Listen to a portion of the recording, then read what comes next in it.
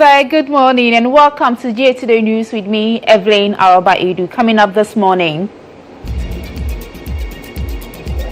With just 17 days to the elections, new Patriotic Party has dispelled claims of rigging election 2024 through Brigadier General Michael Opoku.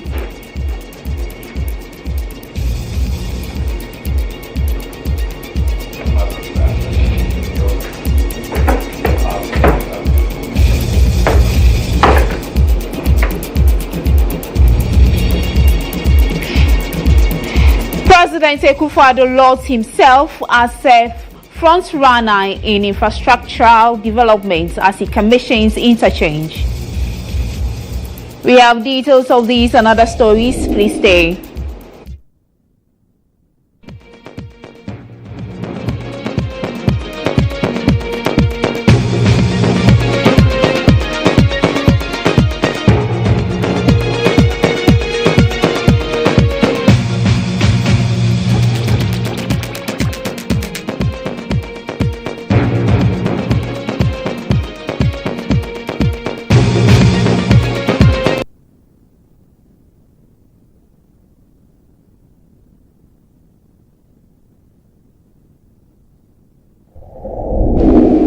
Thanks for staying. I am Araba, Aidoo, and remember we are streaming live on X and on Facebook at GHOne TV. We begin the bulletin with some political stories.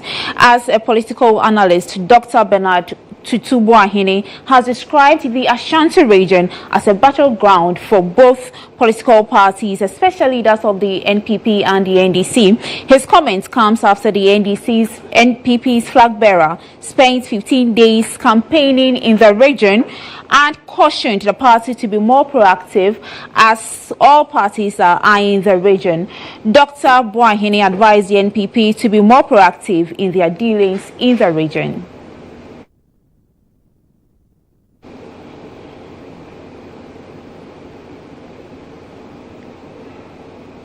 There's nothing.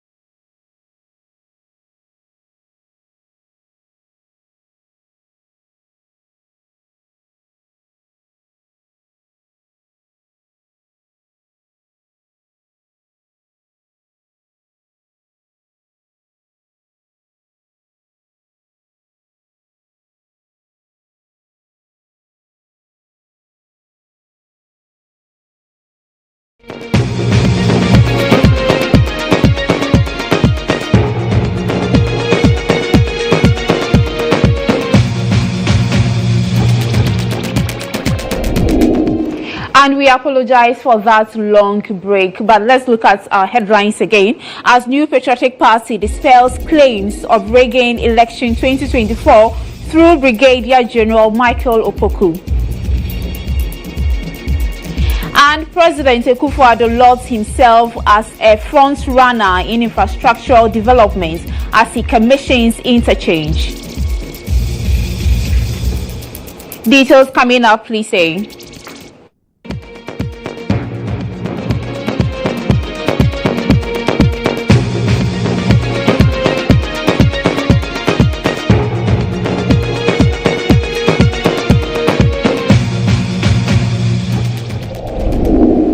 And of course, we begin the bulletin with some election story as campaign team of the NPP flag bearer has dispelled accusations by the NDC on an alleged ploy to rig the 2024 election. The National Democratic Congress leveled serious accusations against the General Officer Commanding of the Central Command of the Ghana Armed Forces, Brigadier General Michael Opoku, of conniving with the New Patriotic Party to rig and unleash violence in the upcoming elections. The NDC's allegations has sparked debate on the political landscape, with calls by the NDC for a thorough investigation and removal of Brigadier General Michael Opoku.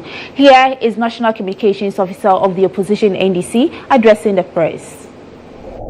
Brigadier General Opoku has been mandated by President Akufo-Addo to take charge of a well-crafted scheme that has been designed by the NPP to rig the upcoming elections, particularly in the Ashanti region, through ballot stuffing, swapping of ballot boxes, swapping of pink sheets, and other clandestine activities, starting with a special voting exercise scheduled for December 2nd of this year.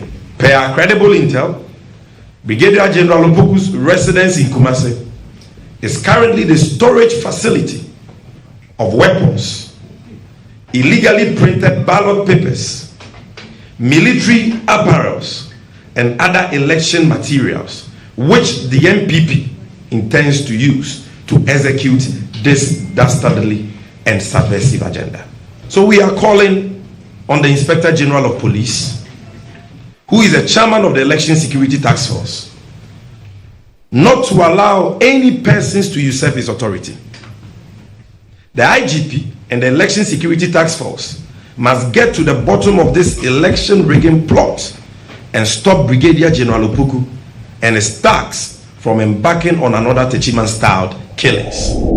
Meanwhile, campaign team of the New Patriotic Party's flag bearer has rubbished and dismissed the claims by the NDC, questioning how just a military officer can rig the elections when all parties are represented. According to the Deputy Communications Director of the Baumia campaign, Akbar Yusuf, who described the claims by the NDC as unfounded, noted it is a reality that has dawned on the opposition party, hence the strategy to mobilize their supporters against the NPP's victory.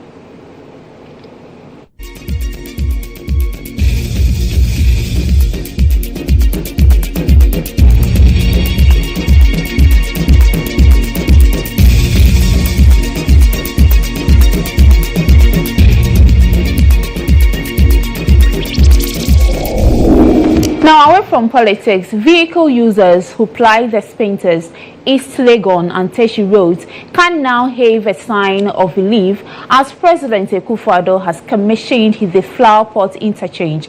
The over 285 million cedis project is expected to ease heavy traffic congestion, making it easier for commuters who use the Tema, Spinters and East Legon areas. There's more in the following reports.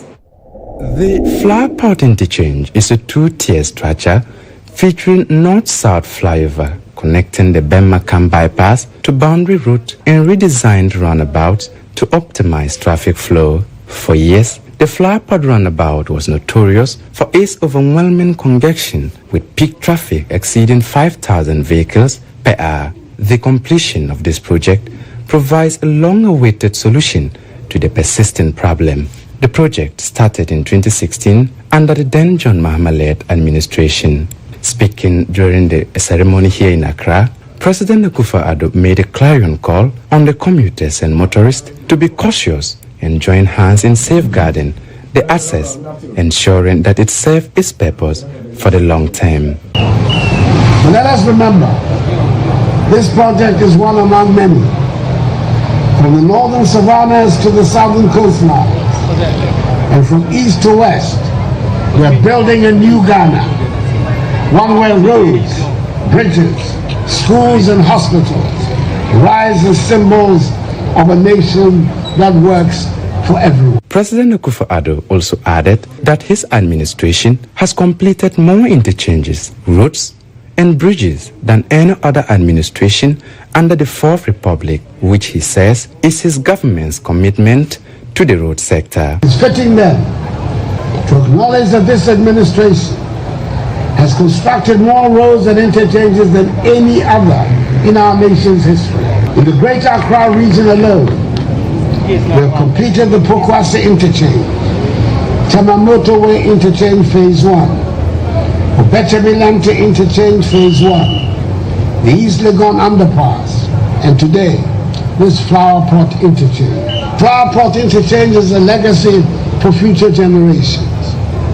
I call on the Ministry of Roads and Highways, the newly established National Roads Authority, traditional rulers, commuters, and indeed all Ghanaians to join hands in safeguarding this asset, ensuring that it serves its purpose for the long term. On his part, the Minister for Road and Highways, who also serves as MP for Bantama constituency, Francis Asenso-Boachi, says the project will enhance economic activities and provide safer routes in the area. Mr. President, we mark another significant milestone in the government's commitment to improving road infrastructure across the country. I am proud to be part of this bold solution, which should greatly enhance mobility and improve the quality of life for residents and travelers alike. Another story, Amnesty International Ghana, in collaboration with other CSOs, have appealed to President Akufo-Addo to sign the witchcraft accusations bill into law. The CSOs, which include the Coalition Against Witchcraft Accusations, Oxfam, among others, stressed that the signed bill will provide legal protection for victims of witchcraft accusations and age-related abuses.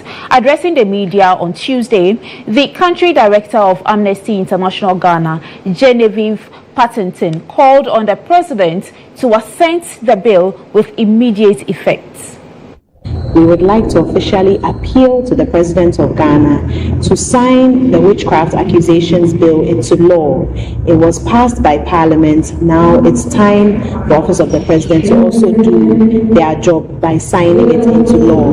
It is very important to do this because there are so many elderly women especially being accused of witchcraft. They are abused. There's stigma around them. Currently in Ghana, we have 6 alleged witch camps where these women are residents. There are not just women over there, there are also men, a few men who have been accused, and then there are also some children who come along with the women to look after them when they are 60 plus and not able to do too much. We cannot do that. Let's put an end to this violence in our society. So again, Amnesty International Ghana and the Coalition Against Witchcraft Accusations, we are appealing to the President to sign the bill into law now.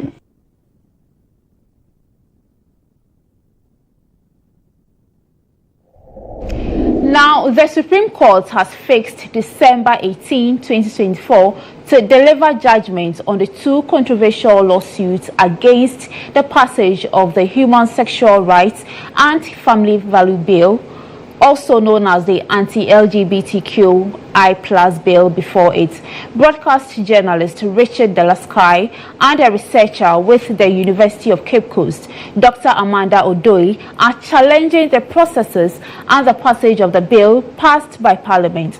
Now on Tuesday, November 19, 2024, the panel of 7 presided over by Justice Avail Loveless Johnson adopted all the issues and respective statements of cases filed by the parties. EIB Legal Affairs correspondent Mutala Inusa has more in this report. The controversies surrounding the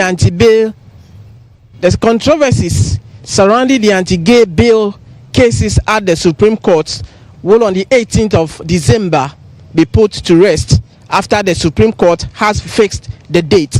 Lawyers of Richard Delasky and Dr. Amanda Odoi all had the moment to address the court and rely heavily on their statement of cases and memorandum of issues.